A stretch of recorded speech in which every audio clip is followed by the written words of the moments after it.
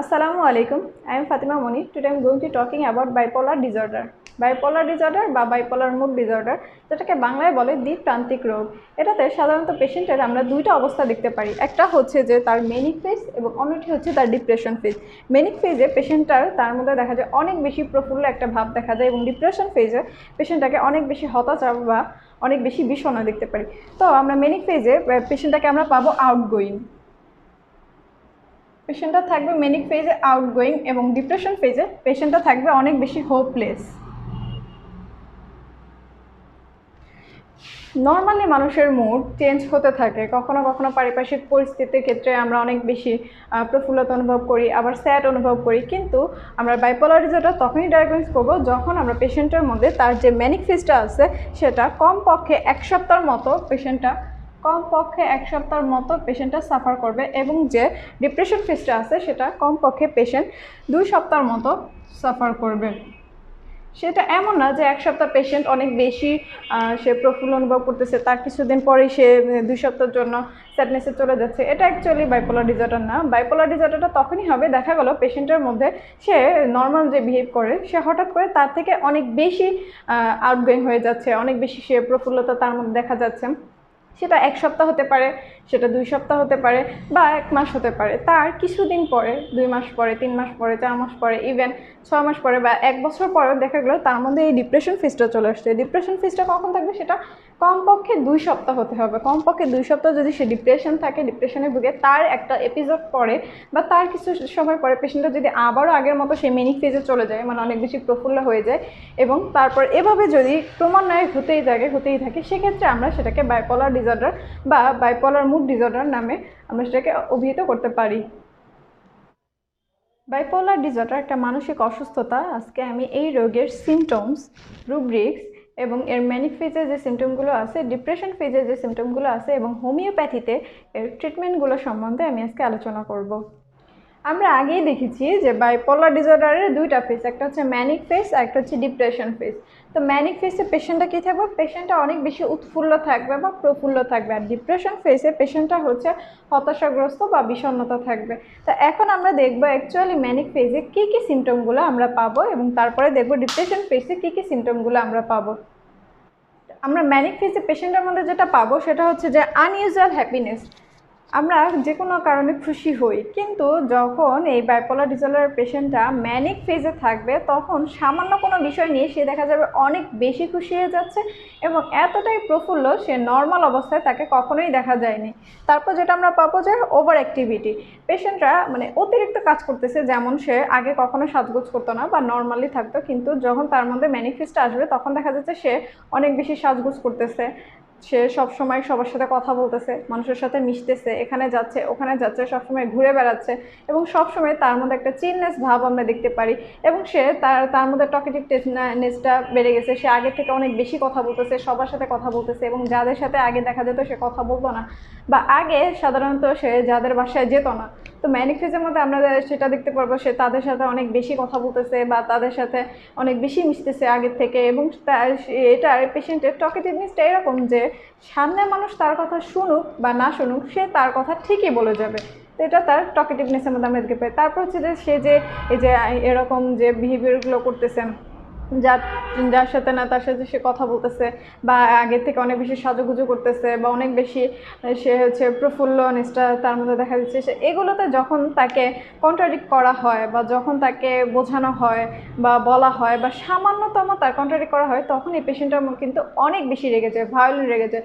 সাধারণত তার রাগ যেরকম থাকে, নর্মাল অবস্থায় পেশেন্টের রাগটা যেরকম থাকে, কিন্তু যখন তার মধ্যে ম্যানিক ফেজটা আসবে তখন এই পেশেন্টের রাগটা অনেক বেশি বেড়ে যাবে, আগের থেকে তার রাগটা অনেক বেশি ভায়োলেন্ট হয়ে যাবে এবং এতটাই ভায়োলেন্ট হয়ে যাবে যে সে সামান্য ব্যাপারে সে অনেক বেশি রেগে যাবে। তার মধ্যে যে সবসময় বাইরে যাওয়া, সবসময় ঘোরাফেরাতে আরবান টেন্ডেন্সি একটা দেখতে পারবো আমরা এবং তখন কি পেশেন্টের মধ্যে দেখা যাবে তার যে খরচ করার প্রবণতাটা, দেখা গেল একটা পেশেন্ট রিটায়ারমেন্টে চলে আসলো, তো রিটায়ারমেন্ট করার পরে সে যে অর্থগুলো সে যে রেখেছে সেই অর্থ দেখা যাচ্ছে সে দান করে দিচ্ছে, যেটা তার স্বাভাবিক যে ব্যবহার তার স্বাভাবিক ব্যবহারের সম্পূর্ণ বিপরীত।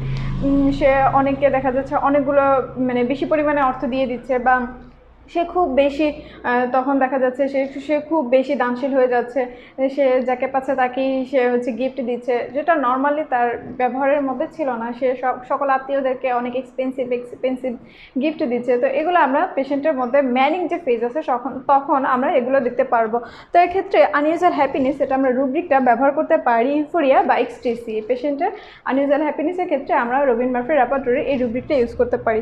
পরবর্তী যেটা রয়েছে ওভার অ্যাক্টিভিটি বা হাইপার অ্যাক্টিভিটি। তো সেক্ষেত্রে আমরা এক্সাইটমেন্ট বা ওভার অ্যাক্টিভ নামে রবিন মার্ফি রেপার্টরিতে রুব্রিক রয়েছে মাইন্ড চ্যাপ্টারে। তো আমরা সেক্ষেত্রে এই রুব্রিকটা ব্যবহার করতে পারি। টকেটিভনেস, সেক্ষেত্রে আমরা রুব্রিক ব্যবহার করতে পারি টকেটিভ এক্সেসিভ।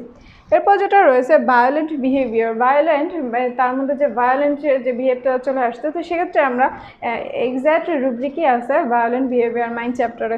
এরপর আমরা যেটা দেখতে পাচ্ছি আউটগোয়িং টেন্ডেন্সি, তো এক্সট্রোভার্টেড, পেশেন্টটা এক্সট্রোভার্টেড হয়ে যাচ্ছে, তো এক্ষেত্রে আমরা রুব্রিক ইউজ করতে পারতেন। দেন যেটা রয়েছে তার মধ্যে খরচ করার প্রবণতাটা অনেক বেশি বেড়ে গেছে, তো সেক্ষেত্রে আমরা রুব্রিক ইউজ করতে পারি এক্সট্রাভ্যাগেন্স। তার মানে পেশেন্টটার সে যে খরচ করতেছে নর্মালি সে যেরকম সে খরচ করতো, তো ম্যানিক ফেজে দেখা যাচ্ছে তার মধ্যে সে খরচ করার প্রবণতাটা অনেক বেশি বেড়ে যাচ্ছে। ইভেন এমনও হতে পারে যে পেশেন্টের কাছে এখন অর্থ নেই, সে অন্য এক জায়গা থেকে অর্থ নিয়ে আসছে, অর্থ নিয়ে এসে তারপরে সে কী করতেছে, দান করতেছে। সে টাকা ধার করে তারপরে সে দান করতেছে, বা দেখা যাচ্ছে যে সে টাকা ধার করে অনেক বেশি করে বাজার করে নিয়ে আসলো, সবাইকে নিয়ে সে খাওয়া দাওয়া করতেছে। বা প্রতিদিনই দেখা যায় তার মধ্যে বিয়ে বাড়ির একটা আনন্দ, যখন মেনিক ফেজের মতো পেশেন্টটা থাকে তখন প্রতিদিনই তার মধ্যে বিয়ে বাড়ির একটা আনন্দ আমরা দেখতে পারি। পেশেন্টের মধ্যে আমরা আরও দেখতে পারবো যে তার যে সেলফ স্টিমটা আছে, অর্থাৎ তার যে কনফিডেন্সটা আছে সেটা অনেক বেশি বেড়ে গেছে। মানে আগে যে পেশেন্ট 5 জনের রান্না করতে হিমশিম খেত, এখন দেখা যাচ্ছে তার মেনিক ফেজে এসে সে দেখা যাচ্ছে একাই 20 জন 50 জনের রান্না করার জন্য সে আয়োজন করতেছে, যে সে একাই করতে পারবে। বা সে মনে করে সে একাই একটা হসপিটাল করবে, বা সে মনে করে সে একাই পুরো দেশটাকে চেঞ্জ করে ফেলতে পারবে, দেশের প্রাইম মিনিস্টারের কোনো দরকার নেই, সে নিজেই সব কিছু করতে পারবে।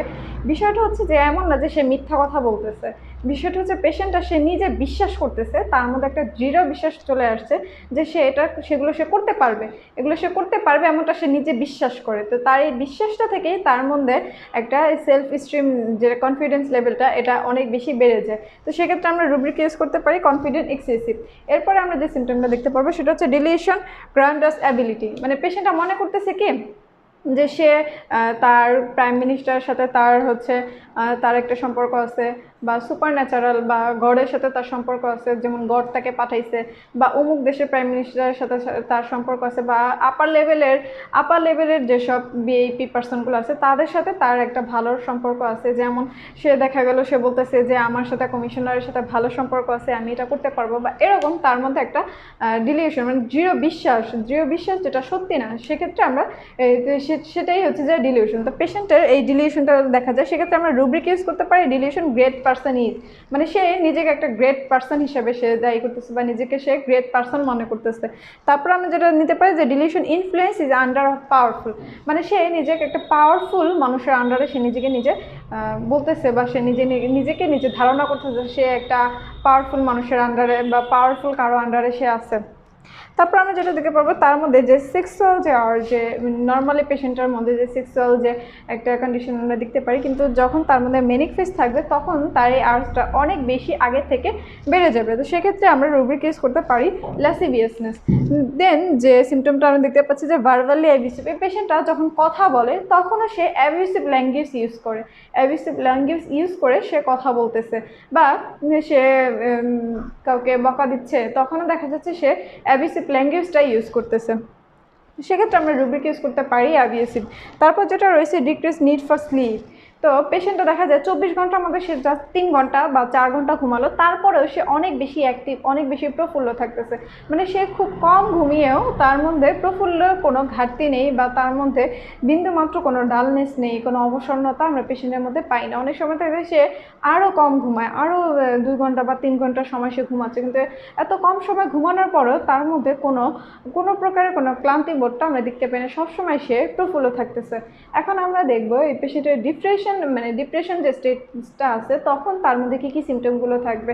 তো ম্যানিক ফেজ আমরা যেটা বলছিলাম যে নর্মাল যে তার মুড আছে তার থেকে 1 সপ্তাহ মিনিমাম, এমন না যে একদিন সে নিজেকে এত কিছু মনে করতেছে, একদিন সে নিজেকে প্রাইম মিনিস্টার মনে করতেছে, বা একদিন সে খুব বেশি প্রফুল্লতা অনুভব করলো, পরের দিন সে ডিপ্রেশনে চলে গেল, সেক্ষেত্রে কিন্তু কখনোই বাইপোলার ডিসঅর্ডার হবে না। বাইপোলার ডিসঅর্ডার হবে তার যে ম্যানিক ফেজটা আছে সেটা সর্বনিম্ন 1 সপ্তাহ থাকতে হবে, মানে এই যে অবস্থাটা আছে এটা তার পেশেন্টের মধ্যে 1 সপ্তাহ মতো বিরাজমান থাকতে হবে, এবং তারপরে কিছুদিন পরে তার মধ্যে ডিপ্রেসিভ ফেজটা আমরা দেখতে পারবো।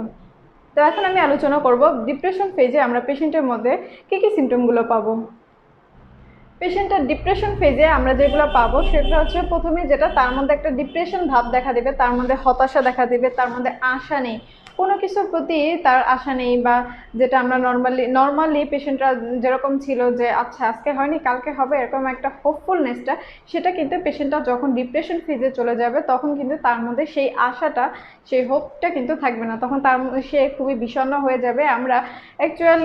আমরা রেপার্টরিতে রুব্রিকই পাবো ডিপ্রেশন, পেশেন্টটা খুবই হোপলেস হয়ে যাচ্ছে, গ্লোমি হয়ে যাচ্ছে, সবসময় সে উদাসীন থাকতেছে, তার কোনো কিছু ভালো লাগতেছে না, তার কোনো কিছুর প্রতি যে ইন্টারেস্টটা যে ছিল, সব কিছুর প্রতি যে ইন্টারেস্টটা ছিল সেটা আস্তে আস্তে কী হচ্ছে, কমে যাচ্ছে, তার ইন্টারেস্টটা দিন দিন ডিক্রিজড হয়ে যাচ্ছে।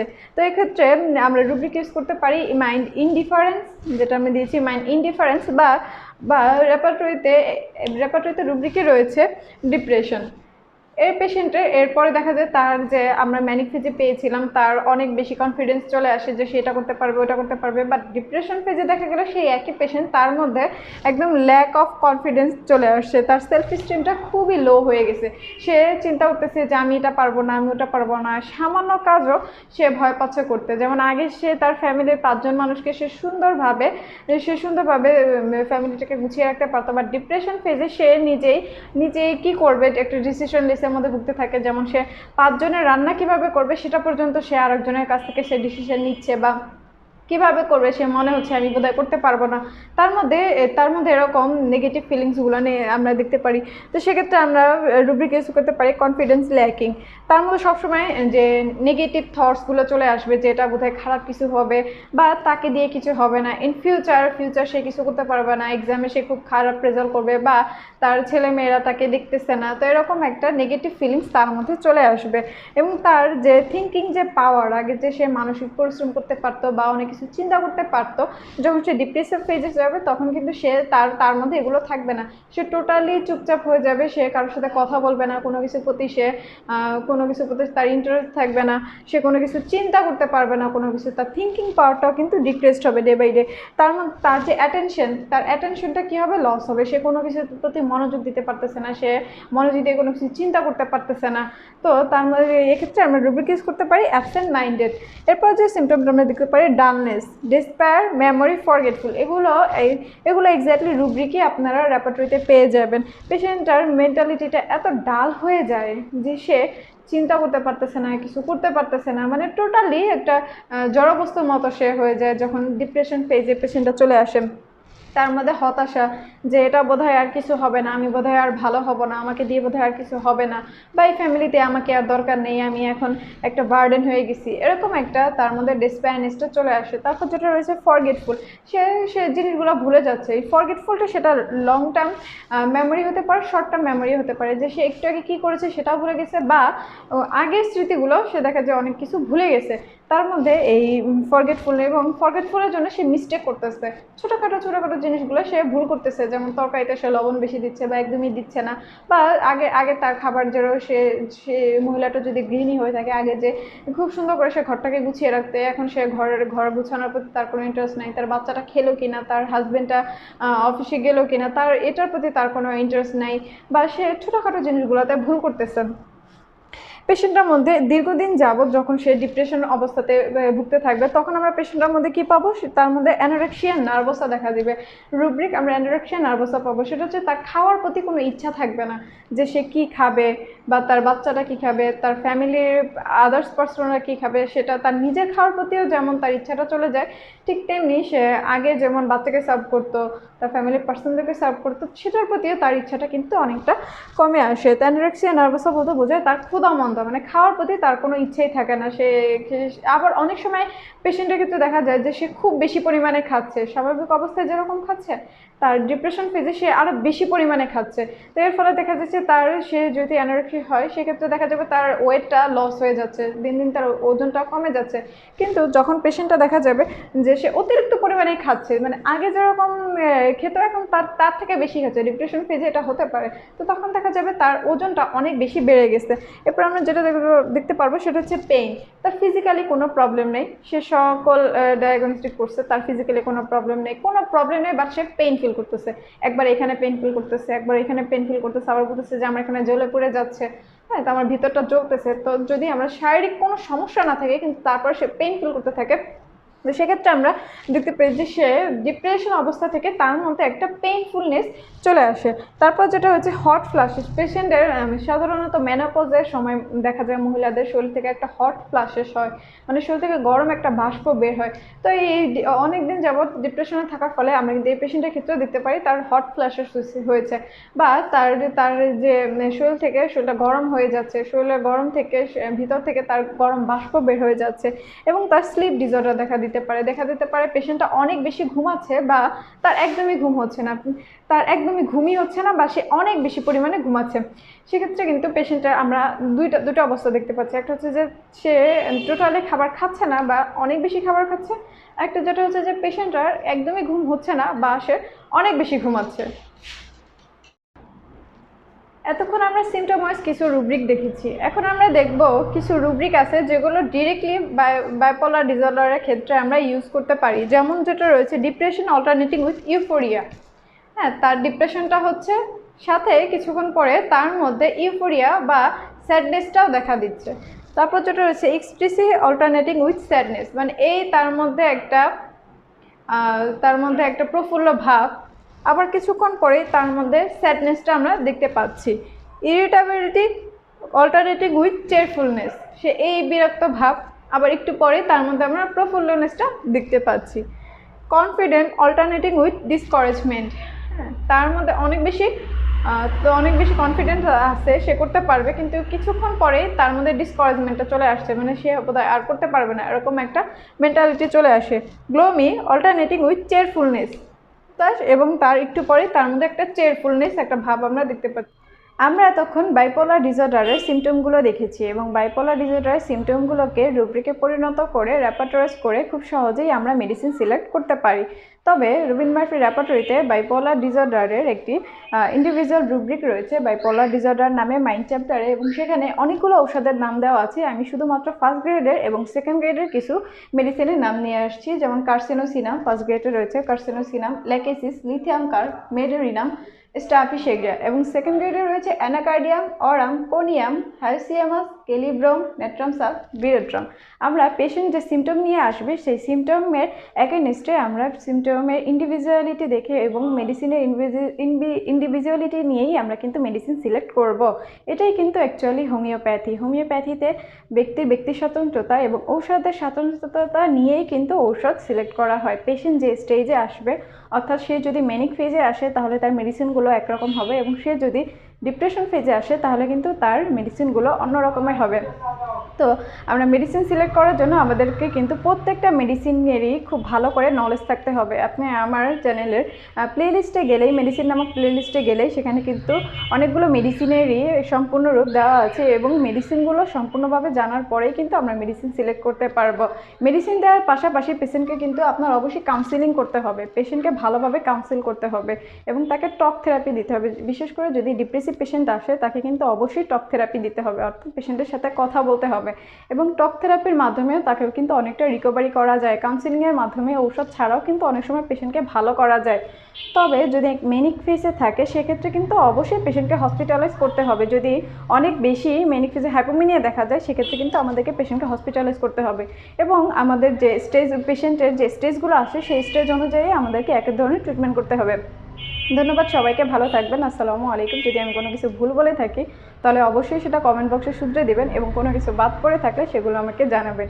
পরবর্তীতে মেন্টাল কোন ডিজিজ সম্পর্কে আপনি জানতে চান সেটাও কিন্তু আমাকে অবশ্যই বলবেন। ধন্যবাদ।